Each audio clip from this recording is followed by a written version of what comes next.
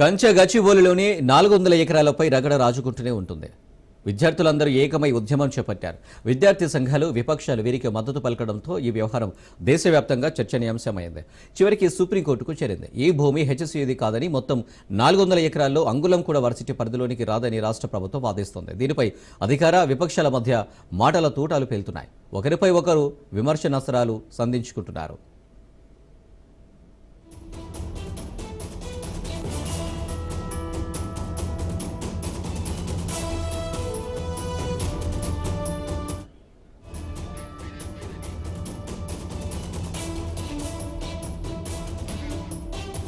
ఏమైనా చదువుతుంటే అది జంప్ అవుతుంది.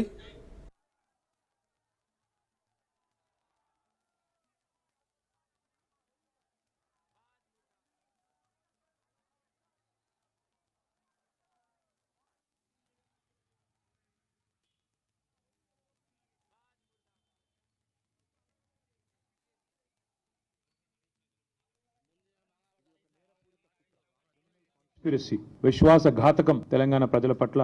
దీని వెనకాల అసలు రేవంత్ రెడ్డి గారు ఇంత హడావుడి, ఇంత హంగామా ఎందుకు చేస్తున్నారు అని మేము ఆరాధిస్తే, దీని వెనకాల దాదాపు 10,000 కోట్లను దోచే ఒక భారీ స్కామ్ కు వారు తెరదీసినట్టుగా మాకు సమాచారం అందింది. ఈ భూమి ఏదైతే ఉన్నదో, ఈ 400 ఎకరాల అడవి భూమి, సుప్రీంకోర్టు 1996లోనే దాదాపు 30 ఏళ్ల కిందటనే స్పష్టమైన తీర్పిచ్చింది. ముఖ్యమంత్రి గారికి ఒక బీజేపీ ఎంపీ పూర్తి స్థాయిలో వెనుక ఉండి సహకరించి ఒక బ్రోకర్ కంపెనీని తీసుకొచ్చారు. మీకు FRBM ను బైపాస్ చేస్తూ మీకు డబ్బులు తెచ్చిస్తాము, మీరు దానికి గాను మాకు డబ్బులు ఇవ్వండి, ఆ తర్వాత మీ ఇష్టం ఉన్న వాళ్ళకు భూములు అమ్ముకోండి. ఇది ఓవరాల్ గా స్కీమ్.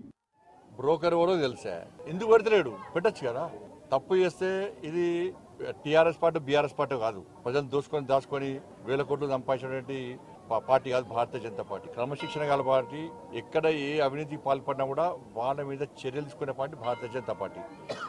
బయట పెడతా ఎందుకు బయట పెడతాడు? ఆధారం బయట పెట్టచ్చు కదా. ఎవరు ఆయన ఎందుకు బయట పెడతలేడు? కళ్ళు దొబ్బిన ఇంత చూసినా ఒక బీజేపీ బిడ్డ, నీ అహంకారం కండకారం తీస్తే బిడ్డ గంట నీ అయ్య ఇంకా వాళ్ళ అయ్య ముఖ్యమంత్రి అనుకుంటాడు, ఇంకా ఆయన మంత్రి అనుకుంటాడు. వాడు బిడ నీ భాషనే, నీ అహంకారమే బీఆర్ఎస్ పార్టీ కుంభం వచ్చింది. ఇలా చెవులు దొబ్బినాయి కేసీఆర్ కొడుకు.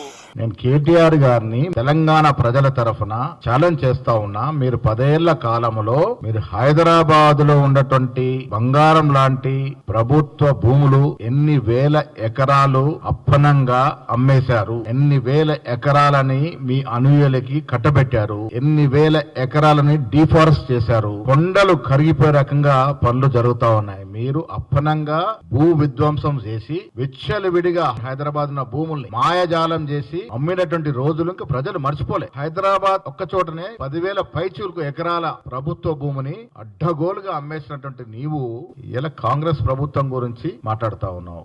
బీఆర్ఎస్ ప్రధాన ప్రతిపక్ష పార్టీగా ఇక్కడ బాధ్యతాయుతమైన పాత్రను నిర్వహించకుండా రాష్ట్ర ప్రజానికానికి, రాష్ట్ర సంక్షేమానికి, అభివృద్ధికి నిరోధకులుగా తయారైతూ ముందుకు నడుస్తా ఉన్నారు. ఆ క్రమంలోనే మన హైదరాబాద్ సెంట్రల్ యూనివర్సిటీకి సంబంధించి ఒకటి ఆ భూములకు సంబంధించిన అంశం రాజకీయం చేయబోయారు. అది HCU ల్యాండ్ కాదు, ప్రభుత్వ భూమి అని. ఇది సుప్రీం కోర్టు ఇచ్చిన తీర్పు. ఇది ప్రభుత్వ భూమి అని ఇవ్వటం అందరికి కూడా తెలుసు. ఈ విధమైన చీప్ ఎవరు విద్యార్థులకు చూపెట్టినా, ఈ రాష్ట్రానికి సంబంధించిన ప్రజానికానికి చూపెట్టి, దేశానికి సంబంధించిన అంటే ఏ ఎన్విరాన్మెంటిస్ట్ గానీ, యానిమల్ లవర్ గానీ వారిని ప్రభావితం చేయాలి, వారి ద్వారా ఈ రాష్ట్ర ప్రభుత్వం పైన దుష్ప్రచారం చేసే ప్రయత్నంలో జరిగిన వైనం వారు తప్ప అంటలేను. ఈ రోజు సోషల్ మీడియాని ఉపయోగించి ఏ విధంగా చేస్తా ఉన్నారు, ప్రత్యేకంగా చెప్పాల్సిన ధర్మం మా పైన ఉంది.